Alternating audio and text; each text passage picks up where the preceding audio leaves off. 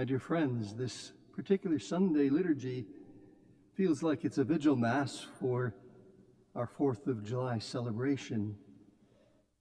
What most people treasure, I know, of course, is a long holiday weekend to enjoy.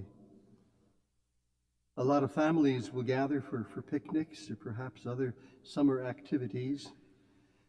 And I have some fond memories of my own grandmother selecting a place for a picnic, and she did that quite often, notifying everyone to be there and forgetting to tell us where it was located. My friends, all of us know that these are troubled times that we are living in. Firework displays certainly remind us of our patriotism, but perhaps also the violence throughout the country and the bitter debates that ensue. And all of us watch in horror the warfare in the Ukraine and the relentless shelling that destroys people and their homes. Not to mention the anxiety that many are feeling about rising inflation and its impact on families. So how do we balance the love of our great country with so many problems in our society?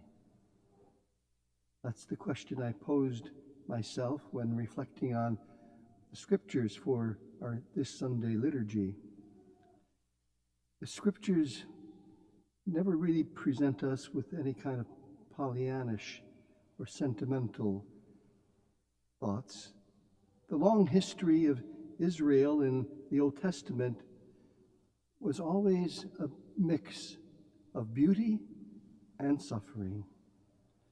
The New Testament writings that we hear today have that same realistic mix. The reading from the prophet Isaiah that we heard, and who was an inhabitant of Jerusalem, bursts out in joy over the deliverance of this city that was so beloved to the people of Israel. We heard the words, "Rejoice with Jerusalem and be glad because of her. All you who love her, exalt with her. All you who are mourning over her. The Lord sends prosperity over Jerusalem like a river," we heard. After all their suffering, we also hear the very affirming and tender words of Almighty God toward his children. As a mother comforts her child, so will I comfort you. The Lord's power will be made known to all his people. And then our responsorial song, Psalm 66, spreads joy to all the earth. It was a hymn of joy and thanksgiving for the beauty of the world that is created by our God. Let all the earth cry out to God with joy. Shout joyfully to God, all the earth. Sing praise to the glory of his name. Let all on earth worship and sing praise to you. Come and see the works of God, his tremendous deeds among the children of Adam. Yes, our scriptures recognize the beauty of creation as well as the gift of human freedom, motifs that underlie our 4th of July celebration.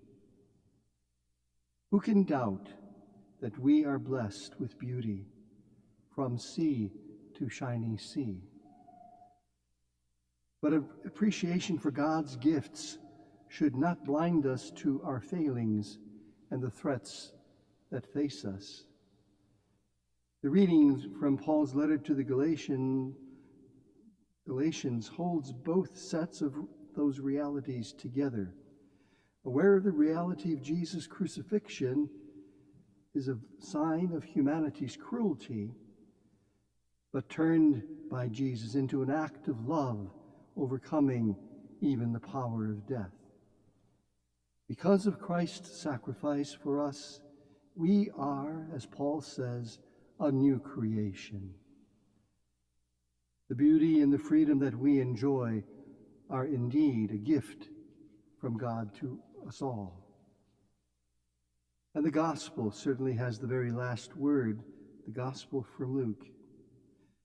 Jesus calls 72 disciples and sends them out into the world to proclaim the power and the beauty of God's kingdom and to heal the sick. But here again, there is sober reality. He says, I am sending you like lambs among wolves. They will meet opposition and indifference in the course of their mission, so they should travel light and be alert. My friends, throughout his public years, preaching and healing, Jesus prepared his disciples to spread the good news. That's the call. That's the call for all of us as Christians.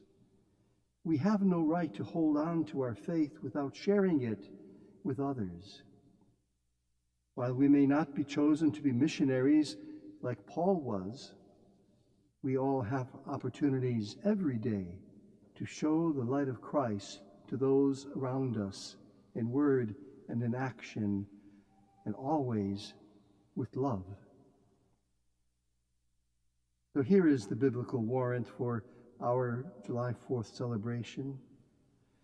Rejoice in the blessings of our country, but not blindly or arrogantly.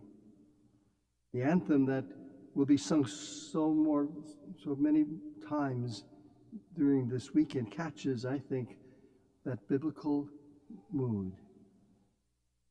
God bless America, land that I love. Stand beside her and guide her through the night with the light from above.